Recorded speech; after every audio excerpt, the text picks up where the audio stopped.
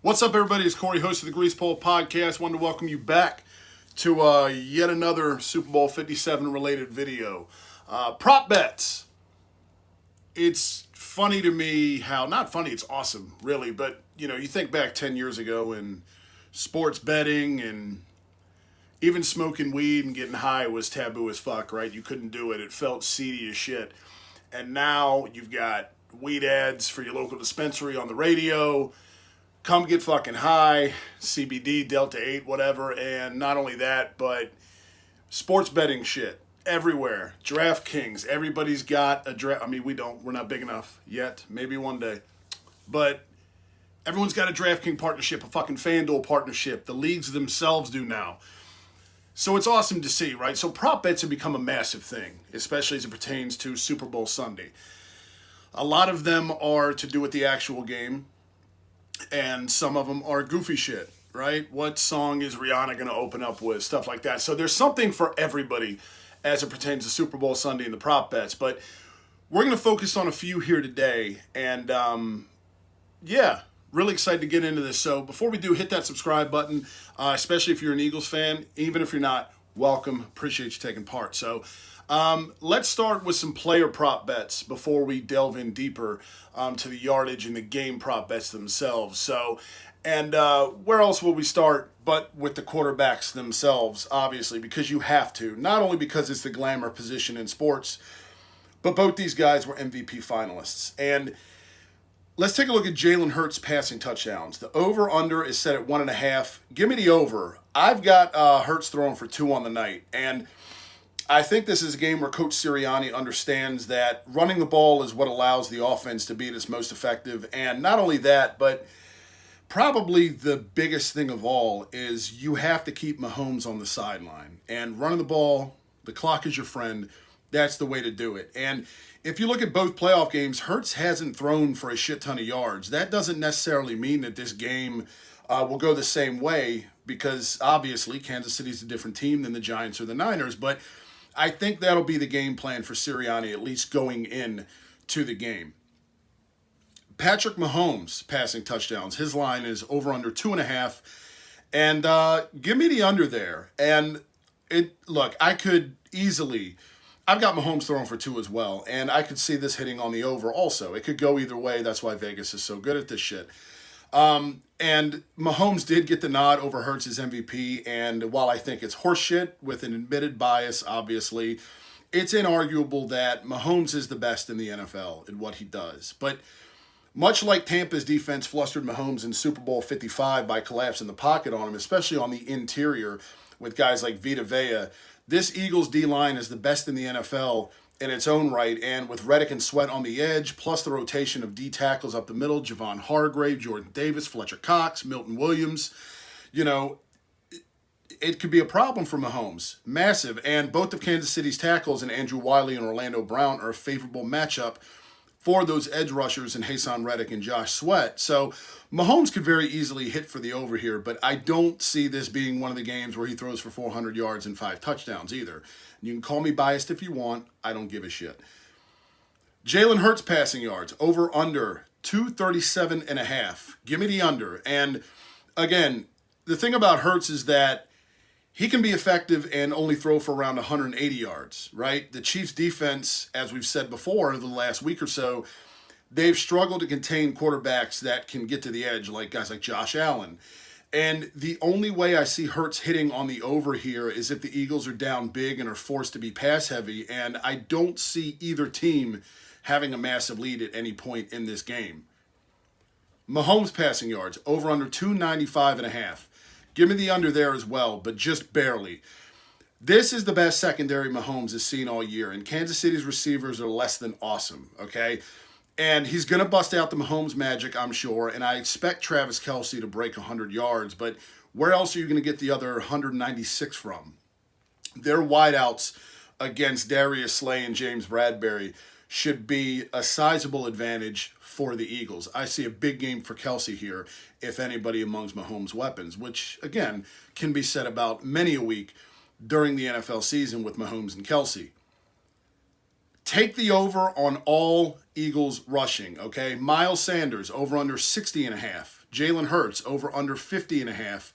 And even Kenny Gainwell at over under 20.5 yards. Give me the over on all three. Like I said before, Mahomes is so good that he alone can compensate for some of the matchup deficiencies that Kansas City has in this game. But I don't envision this game ever being out of hand in favor of either side.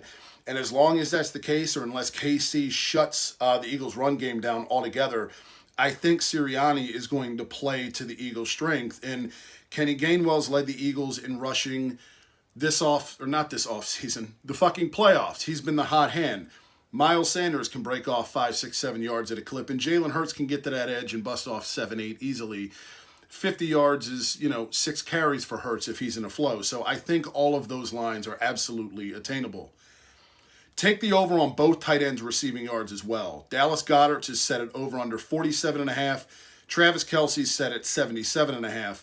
And give me the over on both. Goedert is finally, and we've been saying this for years, Goddard helps this offense flow better than Zach Ertz. And now without Goddard spelling Zach Ertz, you're kind of seeing what he can do. He brings a more physical element to this Eagles team. So, he's a guy that can tear Kansas City up underneath, right in the middle of the field. And Travis Kelce, unless you're going to bracket guys, Jonathan Gannon's going to have to use Chauncey Gardner-Johnson as a chess piece here to help him out with Travis Kelce, because everybody knows the ball's going to 87, and yet that dude gets open constantly. And that's Mahomes' security blanket, just as a tight end is for most quarterbacks. Hammer the over on both quarterbacks' passer rating. Jalen Hurts is set at over under 90.5. Mahomes is over under 99.5. Neither one of these guys turns the ball over very much, and that's a big reason why they're here in this game.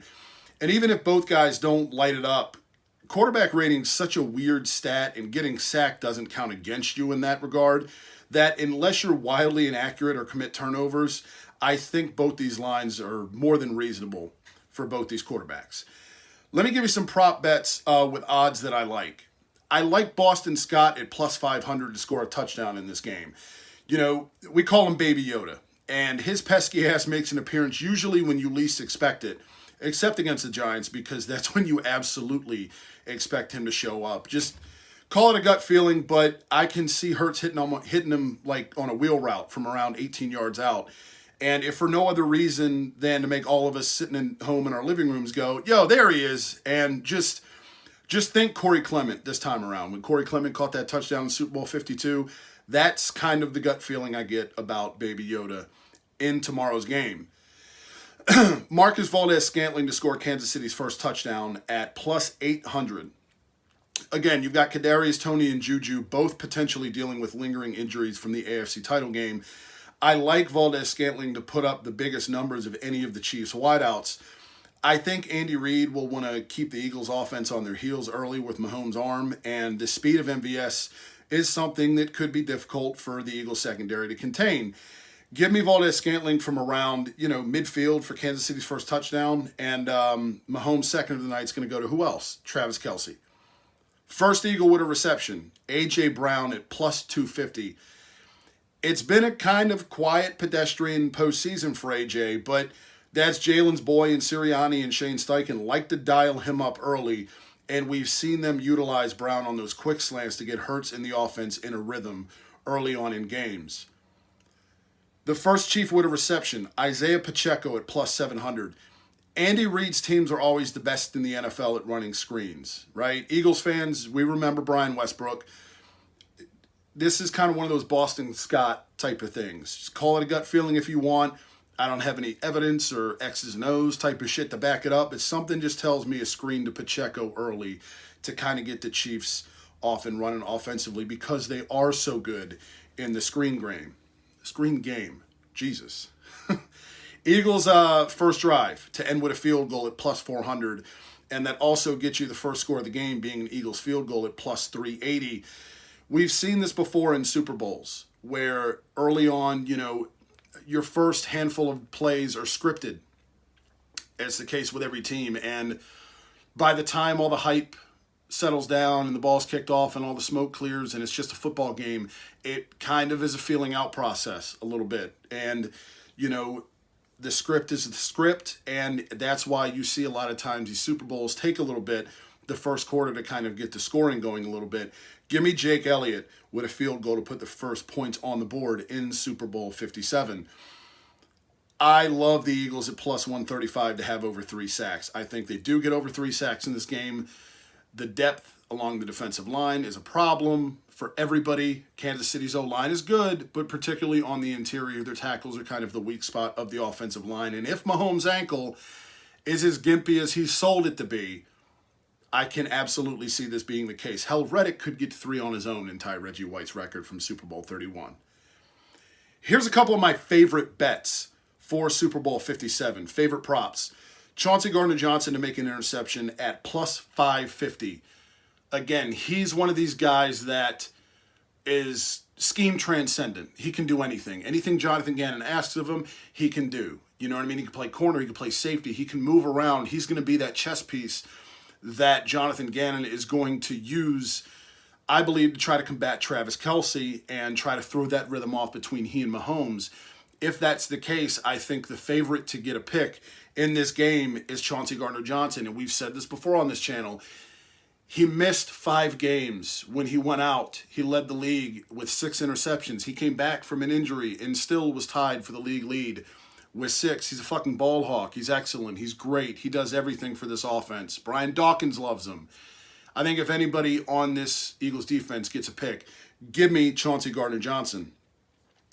I like Dallas Goedert to score the first touchdown at plus 850, which also gets you plus 105 for the jersey number of the first touchdown scorer being over 11.5, and the jersey number of the first touchdown scorer being an even number at plus 30. Also, the exact jersey number of the first touchdown scorer being between 80 and 99. Goddard's come on big time this year. And when he was out, this offense was missing a dimension. So against those Kansas City linebackers, he's a guy that could be a problem if, L'Jarius Sneed in the Chiefs secondary are able to give, because L'Jarius Sneed's a big body corner. If anybody on that defense, that secondary, is going to give A.J. Brown issues, I believe it's going to be Sneed. So it's entirely possible that A.J. and Devontae aren't as relevant in this game as they are. Goddard underneath is Hurts security blanket, just as Kelce is for Mahomes. I like him to have a big game in this matchup. Haason Reddick for MVP at plus 3,500. I love this. If you've got a spare 100, throw it on Reddick.